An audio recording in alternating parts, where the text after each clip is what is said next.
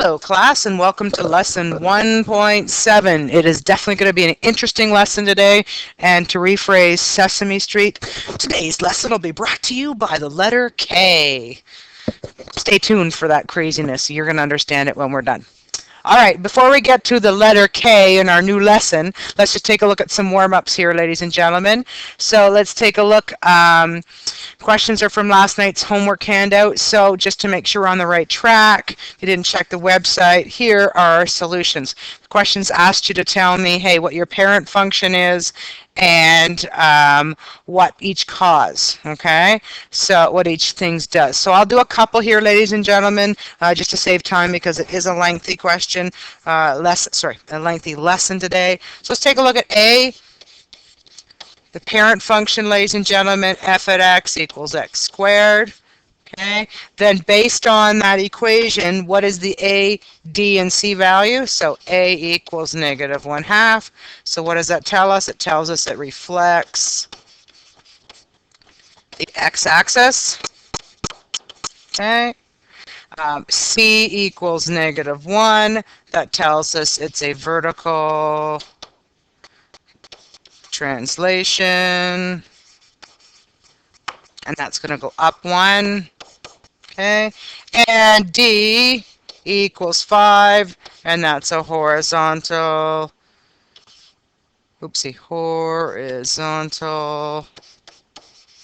translation, and that's going to go right 5. Okay, I'll take a look at some of the more difficult ones. Let's take a look at B. Okay, hopefully you recognize, since x is on the bottom, that our parent function f at x equals 1/x. Okay, a equals -1. What does that tell us? It reflects the x-axis. And please make sure you're putting in x-axis because we're going to switch things up today. Okay, it's going to reflect something else. Okay, D equals -4. That tells us we have a horizontal, I'm just going to use short forms because I'm running out of space, horizontal translation, left 4. Okay, and C equals 0. What does that mean? It just stays on x-axis. There's no up or down movement. Okay, so you don't even need to include it because it's not an official transformation. Okay. All right, looking at C, ladies and gentlemen, hopefully you notice there's absolute value signs. So that tells us that our parent function is absolute value. We know A equals 1/4. That gives us a vertical compression, okay? And that's by a factor of 1/4. Okay. Taking a look, D, ladies and gentlemen, D equals -3. That tells us we have a horizontal translation. Okay, and that tells us that we're going left 3. And lastly, for this example, C equals -5, which tells us we have a vertical translation. And we are going to go down 5. All right, last one. Hopefully you know the square root function, so you know that the absolute value, the parent function, my fault, is a square root function. Okay, looking at what A equals -5, that tells us that it reflects the x-axis. Okay, I'm taking a look, D equals 0. So what does that mean? It means it stays on the y-axis. There's no left-right movement. So just put that down so you can visualize it. Okay.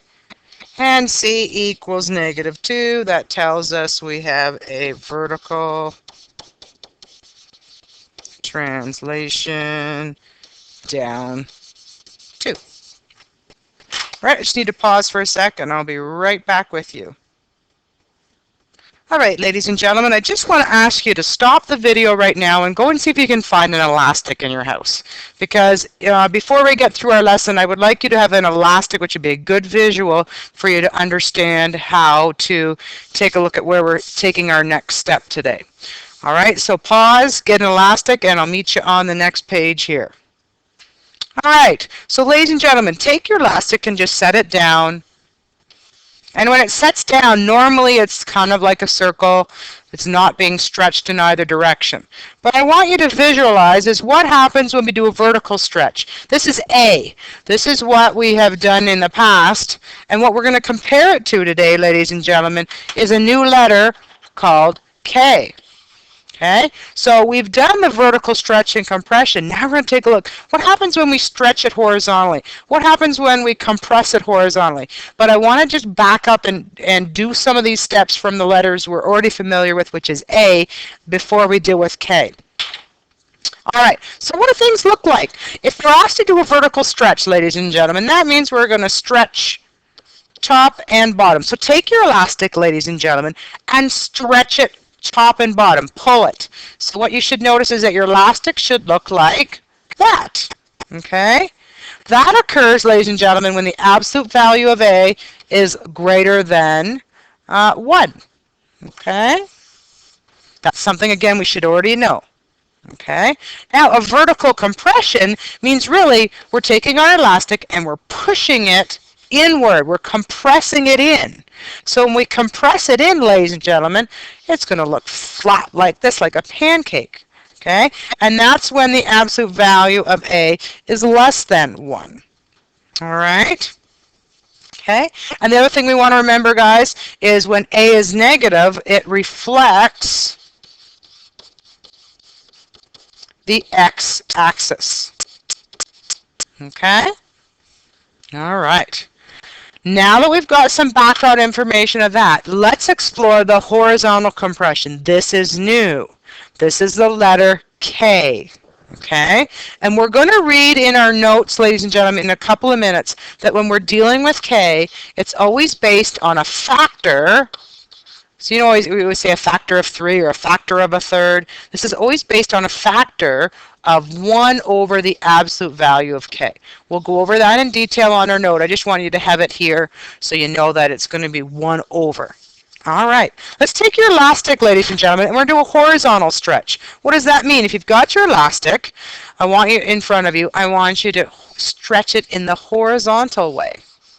When you stretch in the horizontal way, it actually looks a little bit flat like a pancake. Okay? So you're stretching your elastic left and right. Okay, instead of up and down. All right? So what we're going to do is this is the case when the absolute value of K, which we're going to discuss, that's the majority of our lesson today, is between 0 and 1. The stretch is opposite this way. An example I'll put in here, ladies and gentlemen, is K equals 1/2, because when you put it into the factor formula up top here, right up here, it's going to be 1 over 1/2, okay? So it's a factor of 1 over the absolute value of 1/2, and that's a fraction. You got to divide it, which is going to equal 2, which allows it to be a stretch. You're stretching it twice as much in that direction. Okay, so this is a little bit opposite of what you're used to. A is treated much differently than K because we're dealing with a different direction. For example, A is the vertical compression and stretch, whereas K is the horizontal stretch or compression. A is dealt with by itself when we're dealing with factor. K is always going to be by a factor of the 1 over the absolute value of K. All right, don't worry, we're going to go through the lesson, but this is a good thing to get us visualizing first. Now, a horizontal compression, ladies and gentlemen, take your elastic and push it in from the left and from the right. And it's going to look a little flat and oval like this. This occurs when the absolute value of K is greater than 1, because you're pushing it in from that way. Okay, here's my example. If I have K equaling 4, which we're going to discuss in a minute, that means it's going to be the factor, factor, let me fix my spelling. Okay, that means a factor of 1 over the absolute value of 4, which equals 1 over 4. Okay, so the compression will end up looking like the factor of 1 over 4, even though it starts as a solid number. Now here's a news flash, ladies and gentlemen. Get ready for this. Okay, when k is negative, it doesn't reflect the x-axis, it's going to reflect the y-axis. That's something totally new, and we're going to get to that. All right, we're going to come back to do this combined example a little later after I've done the lesson to summarize everything. But I want you to have a good visual before we get into today's horizontal stretch and compression and reflection. And that's what we're going to do right now. All right, here is our lesson 1.7. And if you want to write in big letters K over top of it, because that's what we're dealing with today. All right. All right, so it says for the parent function f at x equals x squared, so we know we're using quadratics here, we want to take a look at what's the effect of k. Now k is going to be right directly in front of x, so in this case k equals 1, in this case k equals 2, and in this case k equals 1/2, directly in front of x. Okay? So when we plug things in, ladies and gentlemen, we're going to use, first of all, for our first example, y equals x squared. Okay? When we plug it in for this one, for our quadratics, you just simply say, hey, what's negative 2 squared? It's 4. Negative 1 squared is 1. 0 squared is 0. 1 squared is 1. And 2 squared is 4. So let's plot that parent function. So again, that's our parent function. Okay, and we can plot the points, or you can use your step pattern, ladies and gentlemen. So over 1 up 1, over 1 up 3, over 1 up 5. 1, 2, 3, 4, 5. All right.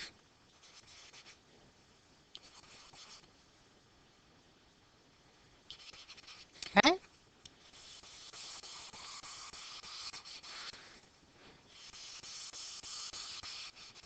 Everybody okay with that? All right, now I'm going to deal with another one. Now I'm going to deal with the second part, which is y equals, when k equals 2, what does that look like? That's going to be y equals 2x, and then you square all of that. So you got to be careful with your substitutions here. Okay, so when you sub in, first of all, realize that k equals 2 in this case, ladies and gentlemen. So when you sub it, you have to do the multiplication before you do the exponent. So you're going to have 2 times negative 2, which is negative 4, and then square it. So you're going to have 16. Okay, and then negative 1 times 2 is negative 2 squared is 4. 0 times anything squared is still 0. And 1 times 2 is 2 squared is 4, and then 2 times 2 is 4 squared is 16. So taking a look here, we're going to see a drastic change. The only thing that's the same is your 0, 0, your vertex. Because as I go over 1, I'm now going to 4. Okay? And it's not like you can just do the A step pattern anymore. This is a different case because it's attached to X, not in front of X. Okay? All right.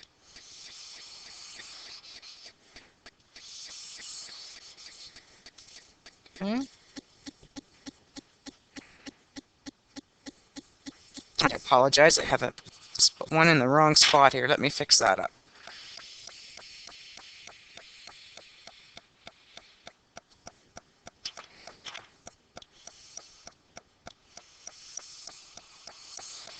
Okay, so what's the force that's being applied here, ladies and gentlemen? Notice here that from the original one, if you take a look at the blocks here, there's 4 blocks from the parent function to the axis. Notice what happens now when you've got your new parent function. It's twice as narrow, okay? Or if you could say a value of 2 is now a value of 1. So it's getting narrow because it's being pushed this way. Okay, you guys good with that? All right, taking a look at our next one. We have k being 1/2. So what does that look like if I use green? That's going to be y equals 1/2 x squared. Okay, in this case, k equals 1/2. It's right attached to x. Okay, inside the brackets. Again, be careful when you're doing your substitution here. 1/2 times -2 is -1. Your squared is going to be 1. Okay, taking a look at -1, it's going to be -1 over 2 square. It's going to be 1/4. Okay, 0 is still going to be 0, and 1/4 and 1. When we go to graph this, ladies and gentlemen, okay, I have 0, 0, and then I've got -1 and 1/4, just about here. Okay, so that's a half. And then I have -2 and 1. Okay.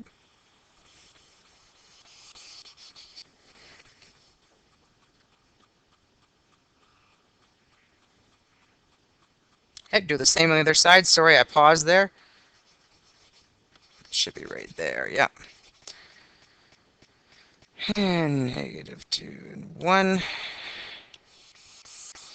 And notice, ladies and gentlemen, in this case, in order to get that, we've actually pushed it away from the parent function. Okay, so that tells us we've got what we call a stretch, right? So basically, this is a stretch by a factor of 2. And the reason why is because we're going to sub it into the 1 over absolute value of k. If we back up here, ladies and gentlemen, this is a horizontal compression because we're pushing it inwards, okay, by a factor of 1/2 because it's half the width it used to be, right? Okay. All right. So now I'd like you to add this box to your add this box and this piece of information that explains about transformations from K. Okay. So K is going to add into our formula. Okay, into our translation menu. Okay, just remember that whenever we're dealing with translations, dealing with K, it's going to be 1 over the absolute value. Okay, that represents the horizontal transformation as well as it can reflect the y-axis when negative. Okay, so let's look at some examples here. A, it's a horizontal compression by a factor of 1 over k when k is greater than, absolute value of k is greater than 1. So here's our example. Remember, a compression is going to look backwards to what it looks like when you have k than when you had a. All right? So first of all, looking at this, we have a horizontal compression, and in this case, it's going to be by a factor of 1/7. So this is a horizontal compression by a factor of 1 over 7. Okay. And how do you know that you've got a compression, ladies and gentlemen? Is first of all, if k is a whole number, okay, then first of all, we realize that's negative, so that's also going to do what? Reflect. In this case, it's going to reflect the y-axis. Okay. Then when you take a look at the absolute value of it, you put it into 1 over the absolute value of k. It's going to end up with a compression. So if you end up with a fraction, you know it's going to be a compression. Okay. If you start with a fraction and end up with a whole number, like this bottom example down here, then you know you're going to have a stretch. It's basically what the end result of your factors that's going to help you dictate. Okay, it's the opposite of what you would expect for A, because you're pushing in the opposite direction. So a stretch in one direction looks like a compression in the other, and I'll review that when we get back to going over that example. All right, let's finish this off. So I just talked about that. So ladies and gentlemen, this is going to give you a horizontal stretch by a factor of 2. All right. And the one thing I want you to put in here, oh, sorry, is my fault.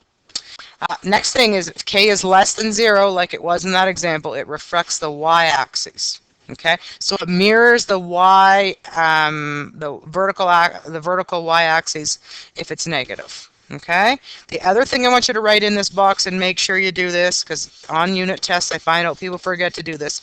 Factor out k when possible. Sometimes you'll get cases where it's factored out for you, sometimes you won't. Okay, so let's do a quick example here.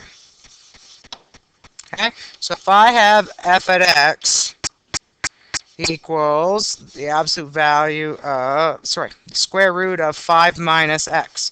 Notice here, ladies and gentlemen, that this is a square root function, okay, and what should be in front of x is a negative value, right, because it's a negative x, so that tells us that k is -1, okay, so that's going to be x minus 5, so you got to switch the signs around because it's got to apply to both the x and the d. All right.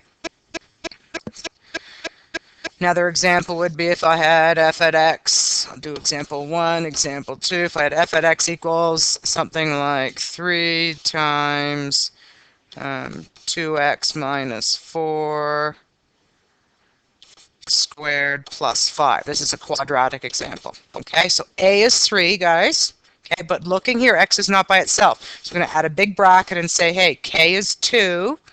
So it's going to be x minus factor out d. So d is actually 2 squared plus 5.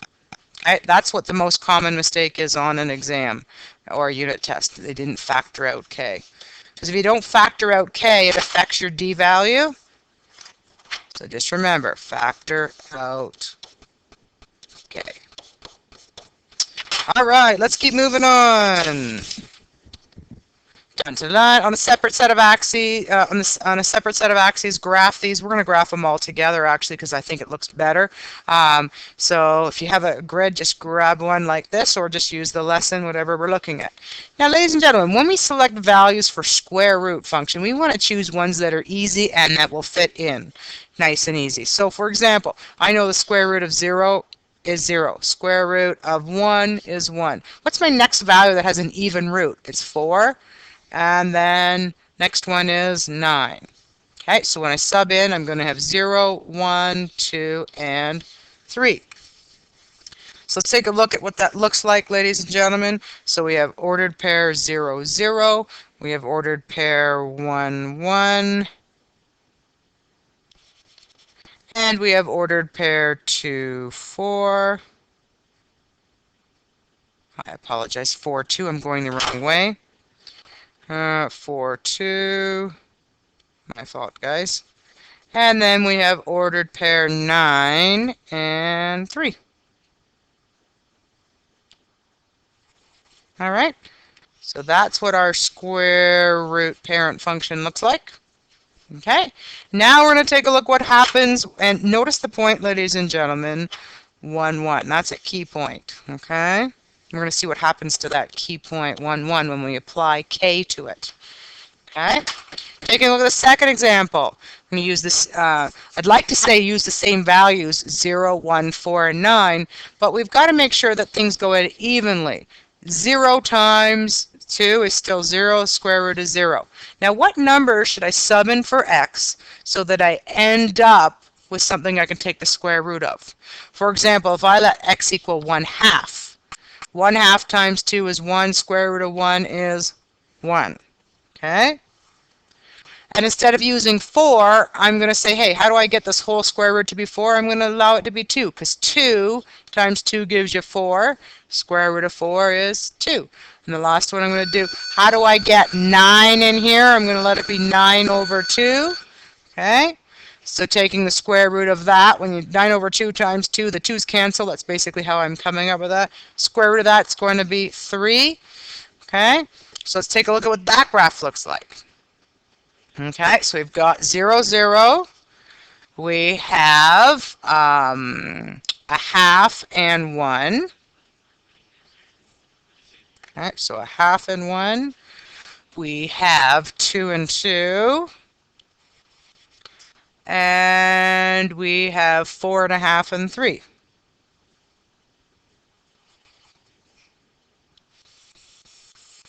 Okay, let's notice that key point. The key point is now at a half and 1.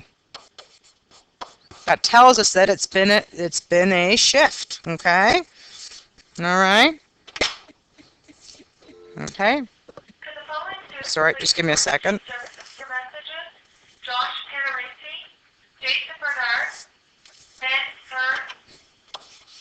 Sorry guys, we're just going to wait for these to stop. It's part of live video.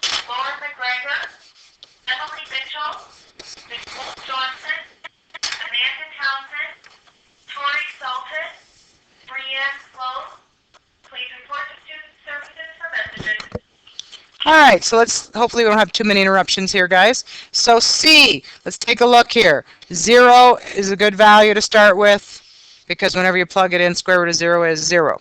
Okay, now how do we get to end up with 1 here? I'm going to let x equal 2 because 2 divided by 2 gives you 1. Square root of 1 is 1. So I'm basically taking these numbers and I'm doubling them. So instead of 4, I'm going to use 8. Okay, so square root of 8.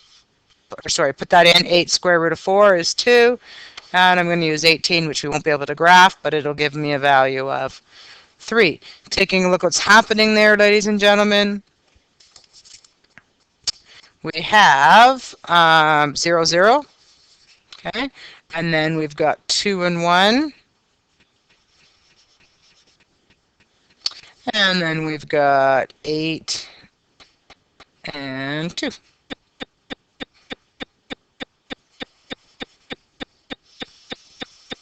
Okay, so that's y equals square root of 1/2 x. Let's look at the key point here, ladies and gentlemen. What's our key point here? Our key point is now 2 and 1 for the red one. So what's happening is things are shifting in the horizontal direction. All right? Last one we're going to take a look at deals with the negative under the square root. Okay? But we got to choose numbers that we got to choose number wisely because we can't end up with a negative square root. So what I'm going to do is choose negative values for x. So instead of having, well, 0 is okay because square root of 0 is 0. Instead of using 1, I'm going to use negative 1 because negative 1 times a negative gives you a positive, which is going to give you 1. So I'm selecting negative values to allow this to work. Okay? The last one I'll choose is negative 9 so that we get 3. What does that look like, ladies and gentlemen? This is the reflection of the y-axis. This is your first look at this, ladies and gentlemen. So we're going to have negative 1 and 1. We're going to have negative 4 and 2. And we're going to have negative 9 and 3. Okay, so it is a mirror image of the parent function, ladies and gentlemen.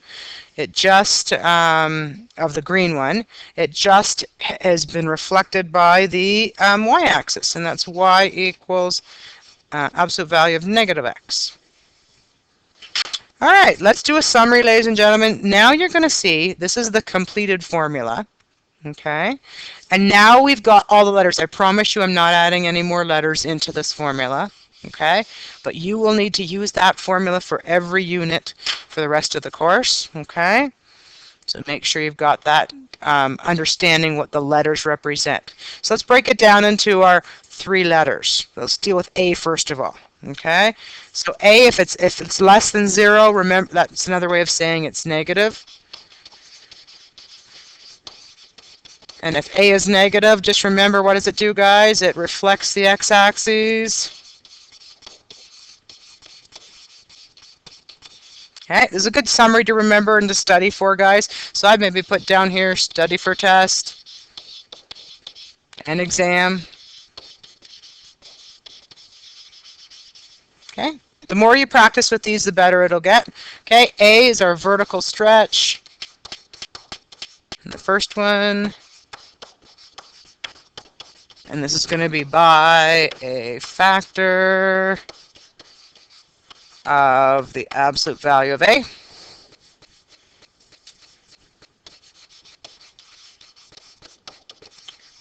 vertical compression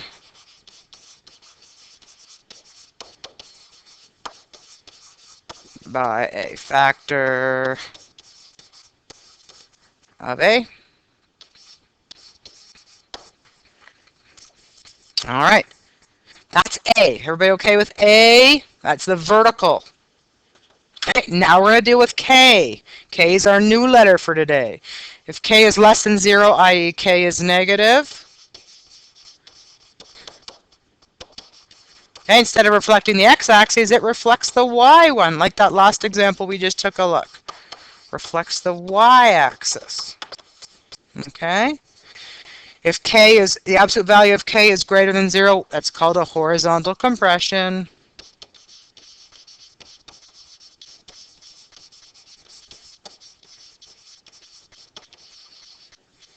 By a factor of, don't forget, it's 1 over the absolute value of K. Let me just throw a little example in here. Okay? So, if they tell me K equals 3, you're going to make sure that you know it's a factor of 1 over the absolute value of 3, which equals factor of 1/3. Okay? Likewise, ladies and gentlemen, if K is less, the absolute value of K is less than 1, then you know you have a horizontal stretch.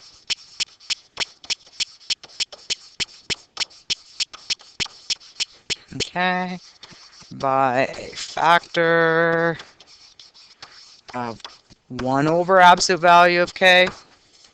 Okay, and I'll do a couple examples here, just because these can be fun. Okay, example 1. If K equals negative 2 over 3, it's going to be a factor of 1 over the absolute value, which is 2/3. Got to flip that, invert that, right? So it's going to be a factor of 3 over 2. More likely, you're going to see an example like this, where you've got 1/4, okay? So factor of 1 over 1/4 equals 4. Okay, this, ladies and gentlemen, might be confusing because you're, hey, I end in a fraction, but remember the value of the fraction is greater than 1.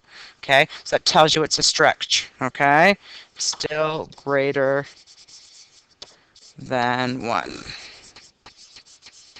All right, that's our new letter today. We're going to go back and do a final example in a minute or two. Okay, let's just finish with D and C, which are basically your P's and Q's from last year, okay? So if D is less than 0, you've got a horizontal translation.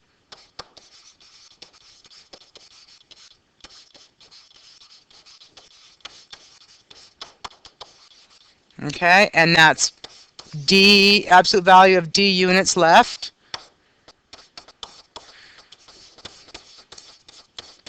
Okay, where if D is greater than 0, you've got still a horizontal translation.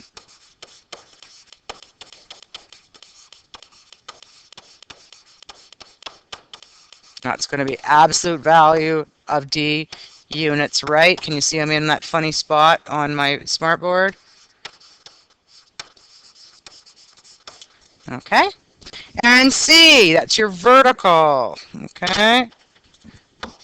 So vertical translation. And that vertical translation is going to be absolute value of C units down.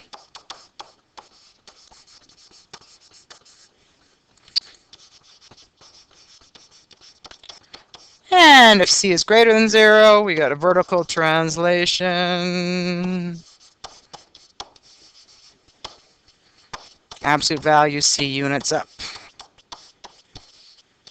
All right, ladies and gentlemen, I know that's been like a pretty big note, and if you're writing along with me, it's pretty big. I get that, but you know what? It's of great value to make sure you've got all this summary all together, okay? It's a good thing, okay? All right, so here's your homework, but before we do your homework, let's just go back over and do a complete example where you've got K and A together, because you're going to have some of that in your homework, all right? So I'm just going to flip back to where we did that elastic activity. So let's go back and take a look here. So if you want to throw in this example at the end, we'll take a look. So this is a combined example. Let's explain all the transformations on this, because this is just like your homework. So first of all, A equals 1/2. So what does that tell us if we describe the transformations, ladies and gentlemen? We know that it's a vertical compression, okay, by 1/2, right, or by a factor of 1/2, okay. Next letter we're going to take a look at is K. K equals -3, because it's in front of X, but not out in front of the whole thing, right? It's kind of still attached to X, because it's still within this bracket set here, guys, okay? So K is -3. First of all, that tells us it reflects the y-axis, okay? And if you're not sure, do the factor first. So I'm going to take it, and I'm trying to figure out, hey, is this a stretch or compression? Well, it's going to be 1 over the absolute value of 3. If I can find the spot on my 1 over the absolute value of 3, which equals 1/3. Okay, so that tells me it's a compression. So it's a horizontal compression by factor of 1/3. All right, that's K. Let's finish off with D and C. D equals 2. So that tells us we've got a horizontal translation right 2. And lastly, C equals 4, which is a vertical translation up 4. Great. Wow. Big lesson today, guys. I know we made it through. Please come and see me. Have an elastic with you to help you if you're worried about these things, about where if it's stretching or compressing from the horizontal or the vertical. And have a great day, guys. Come see me for help. Ciao, Bella.